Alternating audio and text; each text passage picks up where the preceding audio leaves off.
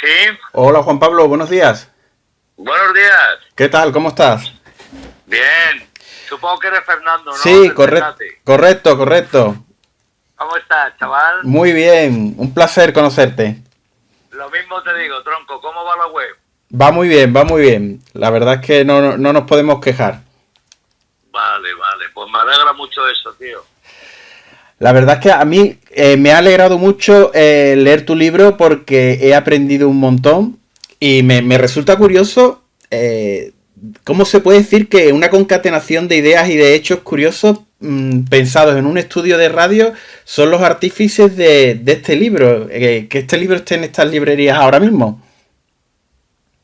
Hombre, la verdad es que, Fernando, lo que hay es que estamos todo el día trabajando con rock, ¿no? Y yo llevo toda la vida en esta cultura y, hombre, yo tengo amigos en todos los orbes y en todos los sectores de la sociedad, pero sobre todo mis grandes amigos son de rock. Y cuando tú te juntas con tus amigos, con gente que pertenece al entorno del rock, pues estás hablando siempre del rock. Entonces surgen ideas y no sé qué y no sé cuánto, y te acuerdas de no sé qué y te acuerdas de no sé cuánto. Y entonces todo esto empezó, pues como tú bien dices, a de alguna manera reunirse en mi cerebro hasta que un día surgió la idea de hacer el libro y bueno, pues ha sido un curro importante, pero ahí está. Lo que sí he visto es que una historia te lleva a otra y lo enlazas con otra idea. Ha llegado un momento en el que o pones filtro o tú tienes para contar ahí la tira, ¿no? Sí, efectivamente, ya llegó un momento en el que dije, bueno, vamos a cortar aquí, porque si no el libro no lo acabo nunca y esto no se va a acabar nunca, es cierto. Y hay algunas historias que tenía en el coco y que no han entrado dentro del libro y muchas otras en las que no he querido pensar, precisamente por eso, porque se hacía eterno. Recuerdo que una amiga mía, que es médico, estaba escribiendo un libro sobre mujeres que a ella le habían llamado la atención a lo largo de su vida, ¿no? Y entonces un día la mandé yo un mail con mujeres, sobre todo mujeres del rock, que podía entrar en su libro, ¿no? Mujeres valerosas. Y entonces me contesta y me dice que ya tengo mucho material, que ya no puede ser. Y dije, tiene toda la razón, y coincidió que yo estaba haciendo mi libro, y dije, es que como no llega un momento en el que pares, esto no se acaba nunca, ¿no? Y entonces así fue, llegó un momento en el que de pronto apareció la historia que cierra el libro, que es la teoría de que el término rock and roll viene de los marineros ingleses, y con eso ya cerré el libro, definitivamente. Me ha resultado muy curioso y de hecho no la sabía, me ha gustado mucho esa historia final. Bueno, esto es algo que se emitió desde Galicia y bueno, que yo la recogí con mucha simpatía y con mucho cariño, sí. Oye, Juan Pablo, en el 2015 escribiste junto con Javier Broco las mejores anécdotas del rock and roll. ¿Qué diferencia hay o qué de nuevo tiene Historias del Rock con aquel de hace 6 años? Bueno, sinceramente tampoco me acuerdo mucho de aquel, que como tú dices han pasado 6 años y muchas cosas en mi vida desde entonces. Pero la diferencia es que esto tenía un contexto un poco más de misterio, pero tampoco quería que fuera un libro solo de misterios o de historias extrañas dentro de la cultura del rock y sus personajes. También quería aderezarlo con historias bonitas, con mentiras preciosas y con, bueno, pues sobre todo con eso, con batallitas del rock que a mí me apetecía poner sobre el tapete y divulgar porque creo que merecen mucho la pena. Hablas de mentiras y en este libro aparece la palabra fake para hablar de noticias falsas o de dudosa credibilidad en algunos momentos en el mundo de la música. Te pregunto, ¿qué es peor? ¿Una mentira entera o una media verdad? ¿O al fin y al cabo estas fakes le dan salsa a las historias? Bueno, los personajes del rock, bueno, pues precisamente por ser tan llamativos, siempre dan lugar a fakes, a noticias reales que nadie se cree, a medias mentiras y a medias verdades, ¿no? ¿El qué es peor? Bueno, pues no lo sé. Yo creo que supongo que lo peor son las verdades a medias, ¿no? Creo que eso es lo peor de lo peor. Pero en cualquier caso, ahí está cada uno para decidir lo que piensa que es fake y lo que piensa que no.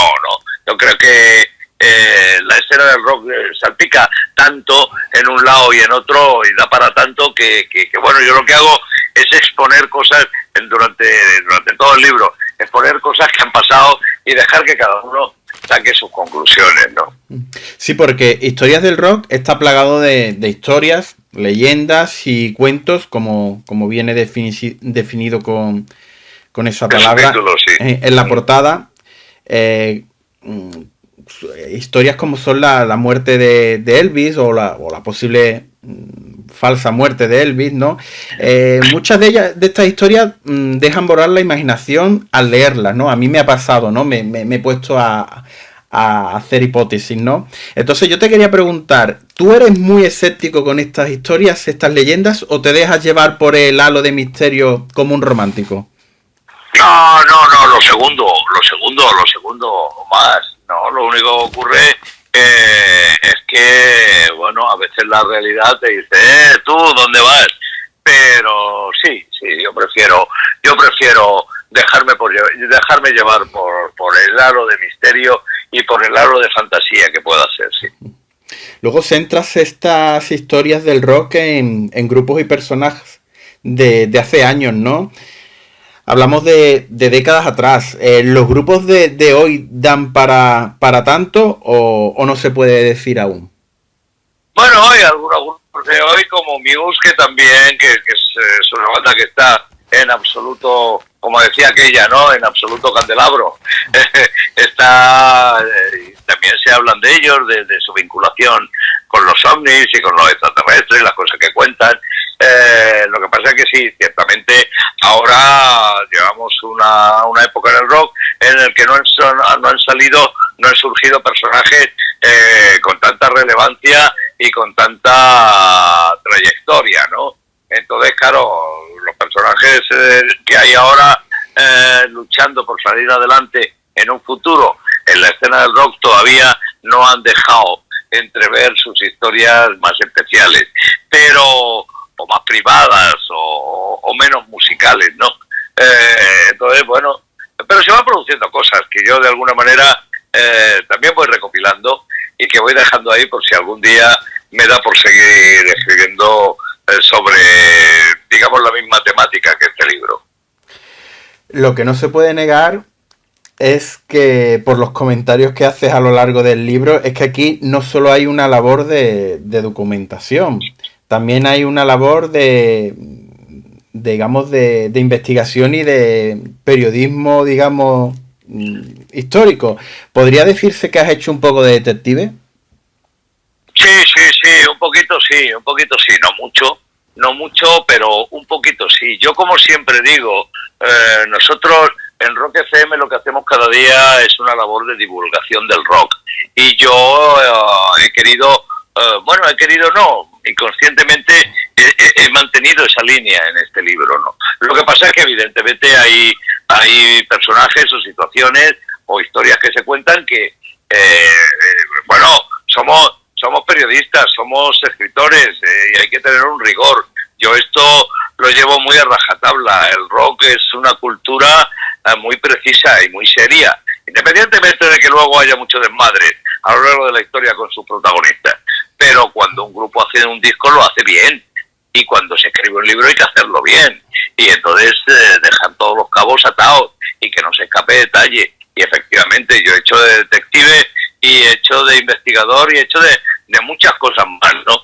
Pero sobre todo este libro está plagado de historias, bueno, está nutrido, está hecho con historias que yo tenía en mi coco desde hace 1000 años y que, bueno, como te decía antes, se han ido inconscientemente amalgamando ellas solas. Por ejemplo, la historia del grupo que vende sus esqueletos para comprar los instrumentos, eso es algo que yo escuché cuando yo empecé a aficionarme al rock, allá por el año 70, máximo 71, cuando yo tenía 14, 15 años. Y entonces, desde entonces ha estado rondando esa historia en mi cabeza y la investigué, conseguí localizar al grupo, conseguí hablar con el hijo de uno de los miembros que ahora tiene una banda tributo al grupo de su padre, etc. etcétera. En ese sentido, sí he hecho de detective, pero sobre todo lo que más que nada he amalgamado, pues eso, historias que estaban en mi coco desde hace mucho tiempo, desde hace más o menos tiempo, y que las he querido coexionar, las he querido recopilar para este libro. Por si alguien tiene curiosidad, estamos hablando de Los Vatios, ¿verdad? De Los Vatios, sí, de Watt, una banda de Sabadell de mitad de los 60, sí señor.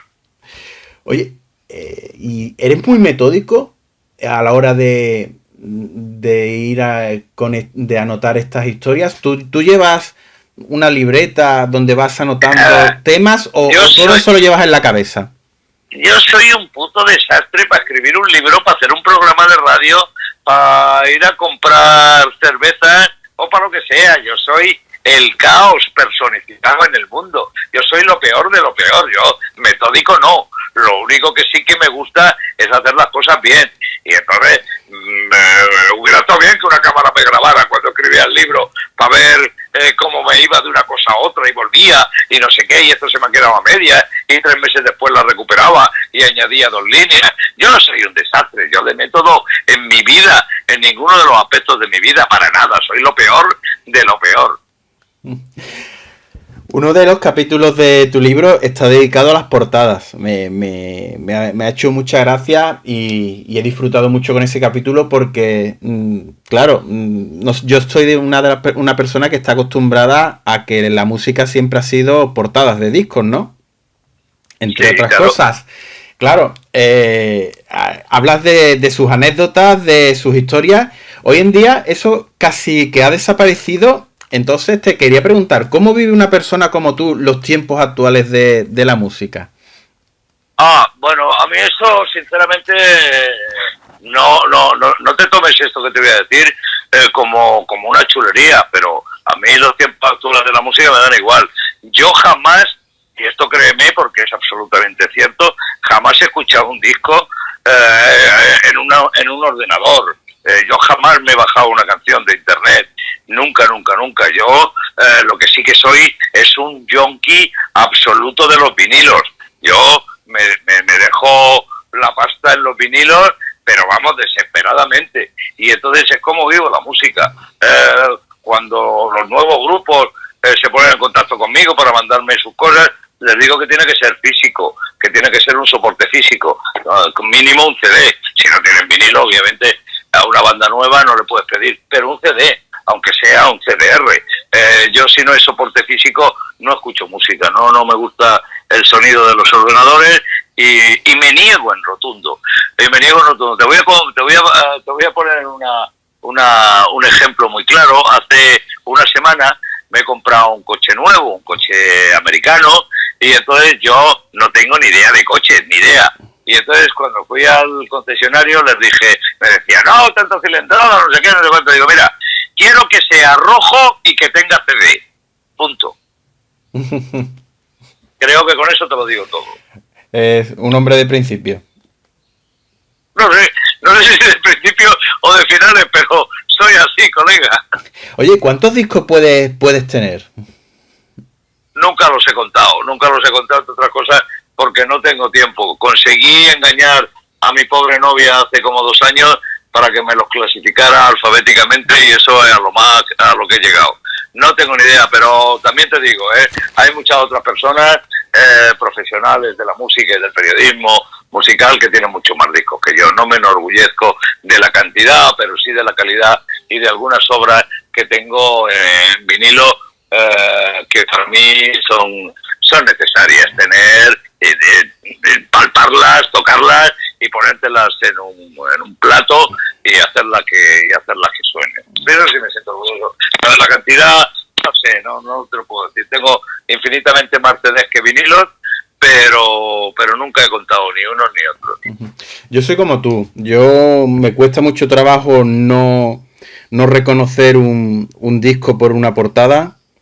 Y cuando hablan de canciones y no las asocio a una portada, me pierdo. Obviamente, las portadas, hombre, los discos son como son obras concretas, y entonces, bueno, luego despiazarlas en canciones, en temas, evidentemente evidentemente hay que hacerlo, ¿no? Para ponerlo en la radio, porque un día no te apetece escuchar todo un álbum, si no te apetece escuchar concretamente un tema y luego te vas a otra cosa, pero evidentemente los temas en su 99% pertenecen a obras concretas, a LPs, a álbums, y así hay que respetarlo, así hay que mirar las obras de rock. En tu libro, en varios momentos nombras el Club de los 27, ¿no? Que bien merece un libro entero para hablar de ellos. ¿Qué te parece esta leyenda? Yo leí hace un par de años unos estudios que habían hecho unos sociólogos ingleses, en los cuales decían que era bastante lógico que las estrellas de rock murieran a los 27 años, porque es una edad en la que tienen mucha pasta, mucha accesibilidad a las drogas, mucho éxito, lo cual les ha vuelto les ha cambiado la cabeza. Era interesante la conclusión a la que llegaban. Y un poco estoy de acuerdo, son edades en las que, bueno, pues chavales que en la mayoría de los casos vienen de familias humildes, de pronto se encuentran con que el mundo está a sus pies y eso, quieras que no, te debe volver un poquito loco.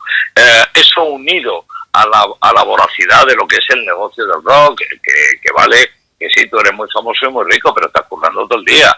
Y unido a alguna cosa más, pues es fácil que genere esto, ¿no? Lo único que ocurre es que también me da la impresión de que en muchas circunstancias han sido casualidades que se han unido, y como somos tan tendentes a la teoría de la conspiración, pues como somos tan tendentes a esto, juntamos todos esos datos, ¿no? Pero yo creo que el Club de los 27 más que nada es casual. Luego tienes momentos dedicados a las leyendas españolas, como hablábamos antes de los Vatios, también los Bravos, Trébol. ¿Se podía hacer un buen libro de historias y leyendas de la música española, o nosotros somos más normales? No, lo único que ocurre... No, yo creo que no somos más normales. Yo creo que lo único que ocurre es que, claro, a lo largo de nuestra historia, digamos, en comparación, no sé cómo decirte, vamos a poner un ejemplo, ¿no? Si en España ha habido 1000 grupos, en el mundo ha habido 100.000, con lo cual evidentemente la proporción es más lógica para que se produzcan más hechos, más historias y más misterios, ¿no? Pero no, aquí no somos más normales. Algo que me ha puesto un poco los pelos de punta en tu libro es cuando hablas de esos lugares siniestros donde han ocurrido cosas como asesinatos o casas terribles de las que salen grandes discos, ¿no? ¿Tú serías de esas personas que peregrinarían o has peregrinado o como a mí esos sitios me darían yuyu? No, yo iría allí de cabeza. Seguro que cuando llegue me cago por las patas abajo, cuidado. Pero iría de cabeza, y de hecho es una de las proyecciones profesionales que tengo en mente por si algún día tengo medios y tiempo para hacerlo. Sí, porque tú no descansas, desde luego, por lo que veo. La verdad es que no. Y habría que parar de vez en cuando, ¿no? Pero sí que es cierto que cuando no estoy haciendo mi programa de radio, estoy escribiendo, y si no estoy presentando conciertos, y si no me estoy inventando algo. Yo necesito tener mi cabeza muy ocupada, pero vamos, también me dedico a mi familia, a mis amigos y a hacer cosas que me gustan, ¿no? No soy un adicto al trabajo, pero sí necesito proyectar muchas ideas que tengo en el coco, y ahora puedo hacerlo y las doy rienda y las materializo, sí. Quizás mantenerse ocupado sea quizás ese secreto, ¿no? No lo sé, no sé si es un secreto. Yo en mi caso es una necesidad, créeme. Bueno, ni siquiera una necesidad, es algo que surge y que me sale, ¿sabes?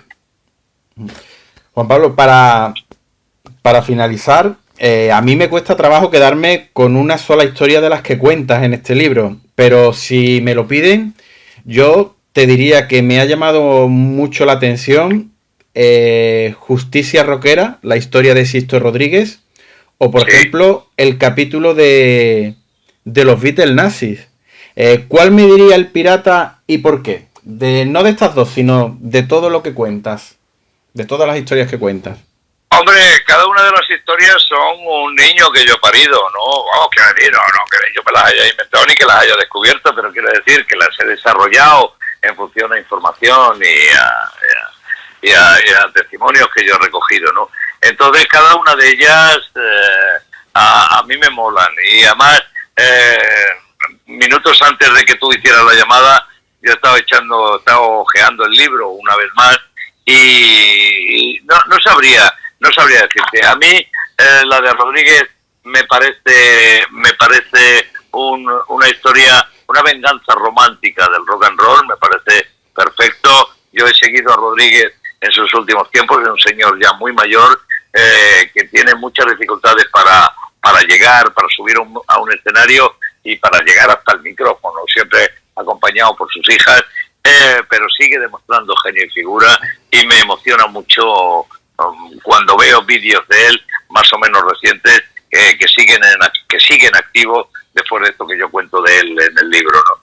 Y la historia que tú dices de la teoría de que los Beatles eran nazis, pues yo la he recogido de alguna parte y ahí les pongo. A mí hay muchas historias del libro que me gustan, como un bebé huye en brazos de su madre de la invasión rusa a Alemania en la recta final de la Segunda Guerra Mundial, cómo alguien roba un cadáver porque había dado su palabra a un amigo de que lo haría si fuera necesario.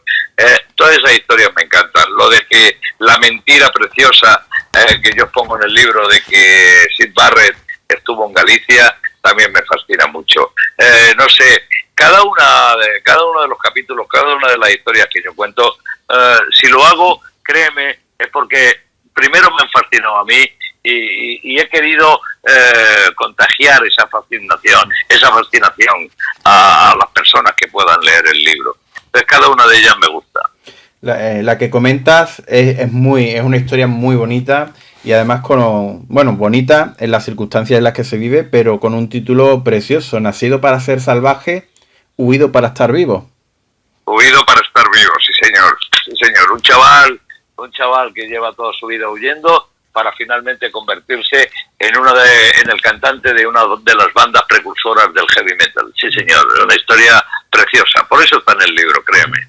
Y la de Sixto Rodríguez, me reitero, me ha encantado porque es una historia muy curiosa, me ha llamado mucho la atención y bueno, creo que como tú dices, es una justicia poética que además nos lleva a demostrar las casualidades de la vida, de cómo alguien se lleva un disco y a un lugar remoto y se convierte en todo un éxito cuando apenas se había distribuido. Pero fíjate, te voy a añadir algo que no está en el libro, pero sí te voy a contar. Rodríguez sigue viviendo en Sudáfrica.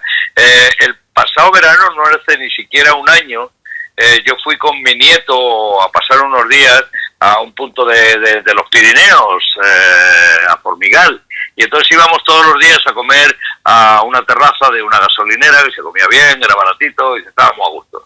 Y entonces el camarero que nos atendía era el novio de una camarera que había estado el año anterior, que yo conocía. Hicimos un poco de amistad y entonces le digo: ¿de dónde eres?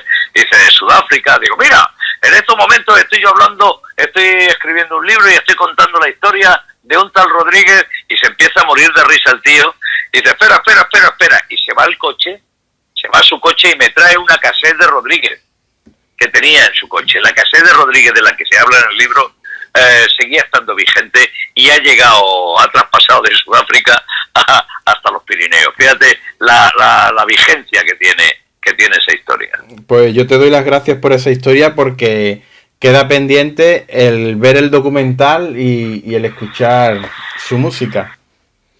Cualquiera de las dos cosas te van a fascinar. Rodríguez canta increíblemente, tiene lo que yo llamo un tono nasal que es súper atractivo, súper magnético, y el documental no tiene precio. Pues Juan Pablo, ha sido un verdadero honor y bueno, solo me queda decirte que, como se suele decir, ¿no? Larga vida a historias del rock. El honor es para mí, y créeme, o sea, la posibilidad que estoy teniendo de contactar con otra serie de personas que no son mis oyentes habituales de Rock FM cada mañana, para mí también está siendo fascinante conocer a gente como tú y como otras muchas personas que estoy conociendo cuando estamos haciendo la promo del libro. A mí me gusta la gente, me gusta el mundo y me gusta la gente que hace cosas. Y cuando, por H o por B, por las circunstancias que sean de la vida, contacto con ella, me siento muy a gusto. Como me estoy sintiendo muy a gusto hablando contigo en este momento, y por favor déjame que te dé las gracias por la posibilidad que me ofrece de dirigirme a las personas que siguen vuestra web con información literaria y siempre para adelante. Un abrazo de verdad y muchas gracias. Gracias a ti siempre. Nos vemos. Venga, un abrazo muy fuerte, Juan Pablo. Hasta ahora.